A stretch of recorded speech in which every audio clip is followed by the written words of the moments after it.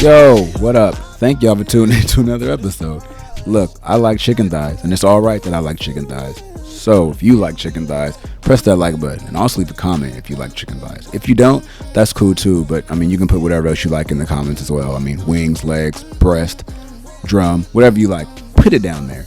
But guess what I'm doing? I'm making a dish with chicken thighs. So, if you don't like chicken thighs, don't watch it. If you do, keep watching. Let's get into it. We're going to begin, of course, with our mashed potatoes.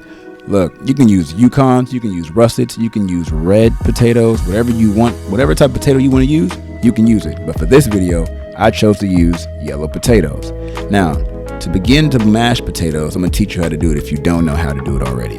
You get a pot, fill it up with some water, salt the water. Make sure your water is salty like the ocean because you want your potatoes to have some sort of flavor. Taste it if you have to, turn it up to a roaring boil, and get your water boiling. When you see that it's boiling, once you're going to skin your potatoes. Of course, peel them all, skin them all.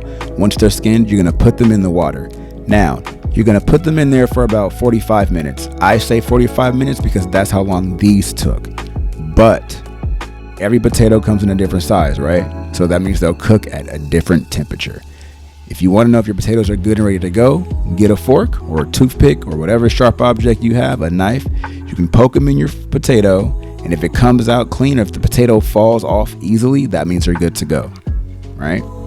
So let's move on to our chicken thighs. Now, for the star of our show, of course, the chicken thighs. Now, let me tell you something. When I'm seasoning my chicken thighs, I put my soul into this, all right? I put my heart into it, pun intended.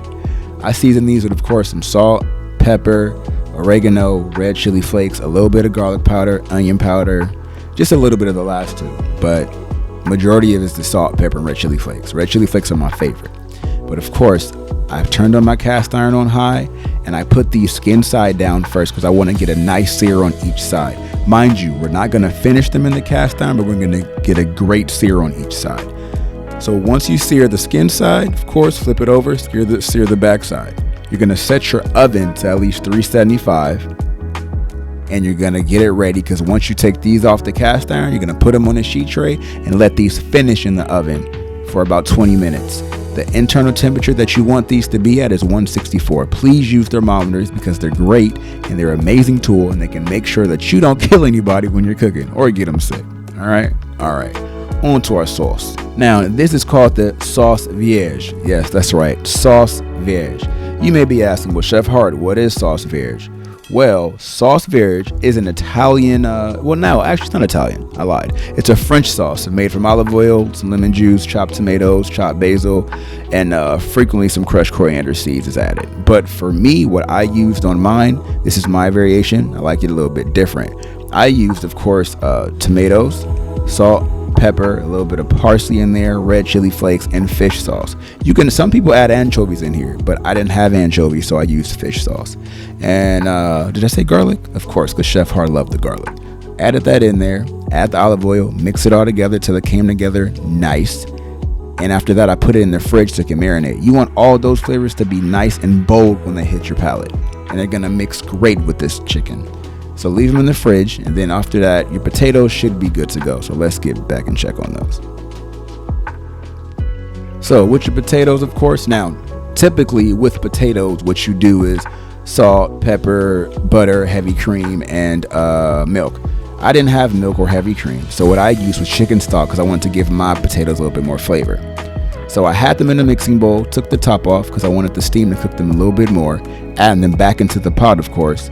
And I hope it's empty because you should have strained your potatoes. Mashed them, put them in the pot, mashed them, seasoned them, and I added my chicken stock. And I continued to keep mashing them and whisking them and whisking them and whisking them until they were nice and smooth. We're moving on to our broccolini now. And the broccolini is a very hearty vegetable.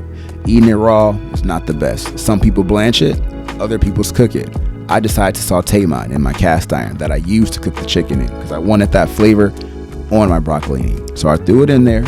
Cut off the stalks, salt, a little bit of pepper, and of course some butter for that glossiness and a little bit of fat to bring that flavor out. Sauteed that up nice and neatly, got a nice char on there, and now I'm ready for everything to go, because your chicken should have been done, and now you're just waiting to plate everything. Got my beautiful plate, plated my mash, my chicken, my sauce vierge, and of course the broccolini. And this was a dish that I saw in my head, and I wanted to bring it to reality. And this is it. A lot of people ask me questions about this dish. I've been getting a lot of comments on this dish on Instagram as well, and especially at work, people are like, I saw the dish you made and I want to know how you made it. So this is how you did it. Check it out. Leave a comment if you like it. Press a like if you like it. If you didn't subscribe to me already, subscribe.